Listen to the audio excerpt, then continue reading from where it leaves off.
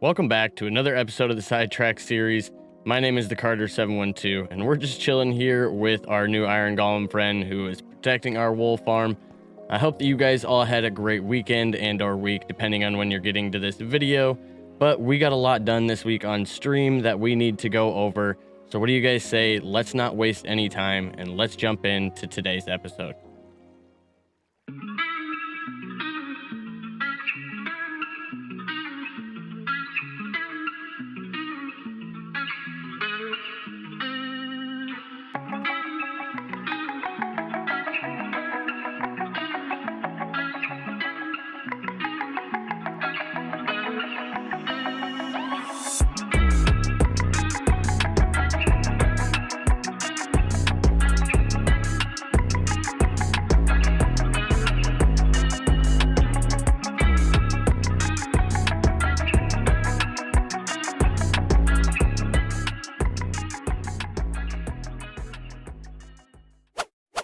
All right, so before we get into talking about the addition to the horse stables that you guys just seen in that little intro clip there, I have a bit of a backstory / confession to make.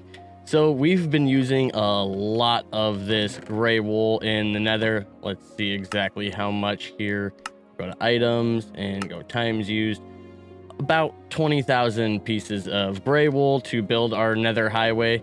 And I decided earlier this week to do a little AFKing here, to stack up some wool so we could continue the build and kind of space the fact that zombies and skeletons would start spawning. And they killed all of the villagers that we had over here that we dropped down from the iron farm that used to be up there. So on stream this week, we ended up grabbing 3 more villagers from our little villager breeder that we've been using over there to fill up our trading hall and all the houses down at our main starter base. And we brought 3 more guys over here, and now we have, I think, like 12 villagers over here in total. We have fishermen, we have farmers, we have just a whole bunch of villagers down here. And I decided it was time that we needed to build these guys a house so that they had somewhere to sleep and somewhere to stay. That way they weren't going to die every time night came and I didn't get to a bed right away. We decided to do this little double peak that comes off of the horse stables here. That way these guys have a nice easy access to their farm as well as the stables, and they can take care of the horses.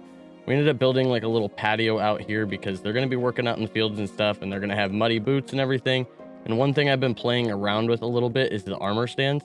So we put a few pairs of boots sitting here, like they've been kind of taking their shoes off before they come into the house and maybe changing into different shoes when they go inside.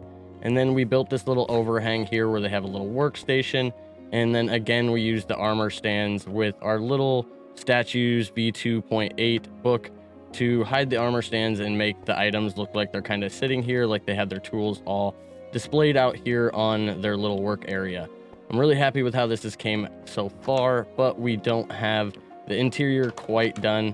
I think this is going to be their little bedroom section over here, and then we'll kind of wall this off and make this into 2 rooms, and then have their main living area over here. And that's what we're going to get into a bit later in today's episode. But one other thing that we have been doing is trading a lot with our villagers and getting a whole bunch of emeralds. We obviously stashed all our diamonds in here as well. And we added a little bit something here to our Sidetrack series that I'm really excited to start playing around with. We just have to wait for a certain somebody to show up first, and we'll talk a little bit more about that.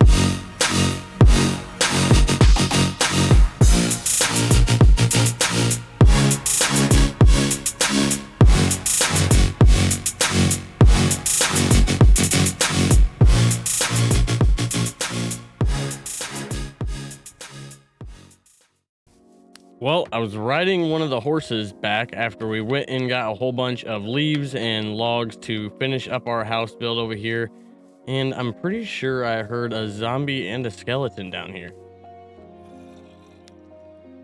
Well, we definitely heard a zombie and a skeleton, so let's see if we got a little cave going on right down under here. Sounds like they're just a few levels down, so let's dig down and see what we got going on. Oh, there's our cave. All right, what do we got down here? Actually, let's jump back up to the top real quick and let's grab some torches so we can light that up. And that way we don't have to worry about it anymore in the future. Oh, hello, buddy.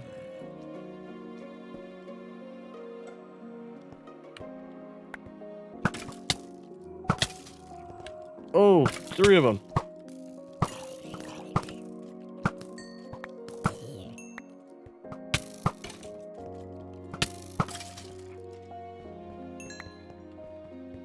All right, we got a decent little cave down here. Let's light this up and looks like we should be good.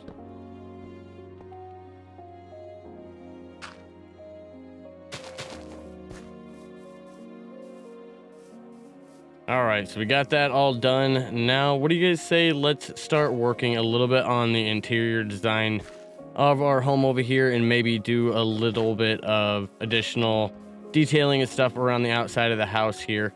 We still haven't seen the guy that we've been waiting for. He hasn't came by and showed his face yet. So what do you guys say? Let's just jump into this time lapse and let's get this interior done.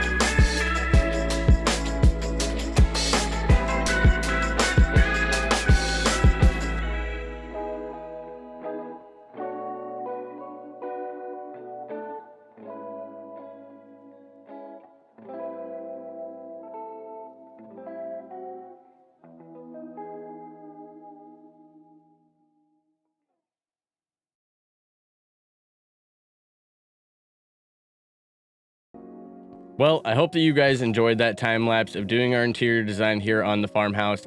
I'm extremely happy with how it turned out, and I honestly think it might be one of my favorite time lapses that I've done so far here on the Sidetrack series. Let me know down in the comments below, what is your favorite part of the interior here? But let's walk on over and take a little bit closer look at some of the things that we did. So if we walk here in through the front door, we come into a nice little living room area. They have a little table and everything and a rug to wipe their shoes off and set all their stuff down. And then we have the living room area over here with a nice big flat screen. We use some of these looms down here because I think they kind of look like DVD racks, and like they have a little drawer that can kind of pull out. And then over here on the other side of the room, we have our nice little kitchen area where we use some trap doors to kind of do a little bit of separation and give it its own little room. Over here through this little door, we have a small little bedroom for some villagers to sleep.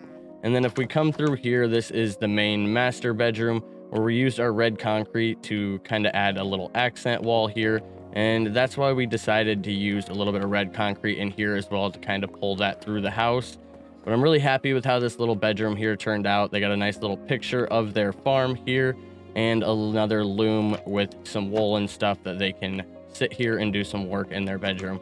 We come through this door though, this is their little work area where if it's raining or anything, they can come inside and still get some stuff done. They have some tools and some carrots and stuff sitting over here with a little composter and some shelves. And I really think this room turned out well too. We're still waiting for that guy to stop by, and I want to be able to put some stuff up here on the shelves and everything, but he just hasn't shown his face yet. So we're going to wait for him, see if he shows up. I think there's still a few details that we could add if the guy decides to show up that would really help finish things up here. I've been AFK'd here at our iron farm for a hot minute now.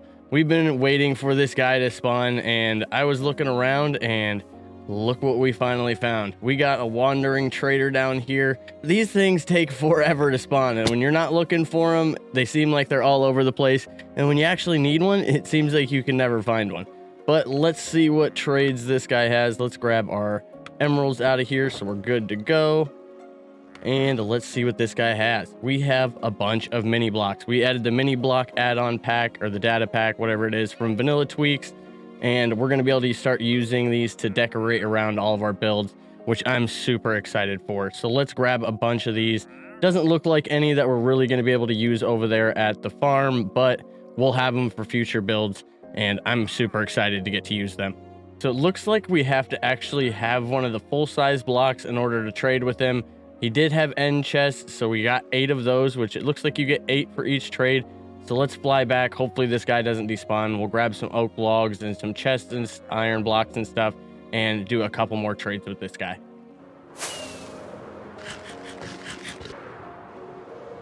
All right, our wandering trader is still here. Let's jump down and get a few more trades with this guy. Thank you, Mr. Wandering Trader. We'll be doing a lot more business here with you now that we have this add-on. Let's fly back on over to our farmhouse and see if we can maybe place some of these chests or some of the other blocks down over there.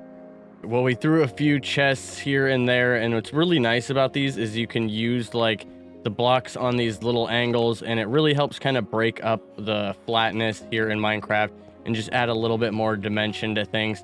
We threw some iron down here, kind of like they're working with it, and then threw a few more little chests here, and then a couple up here on their little like storage rack up there.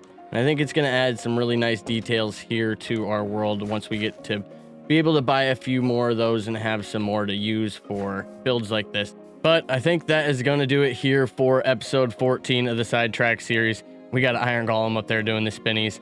I hope you guys enjoyed this episode, and if you did, please leave a comment down below and let me know what your favorite part was here of the farmhouse. Also, hit that notification bell, click the like, subscribe, you know all that stuff, and we will see you guys in the next episode.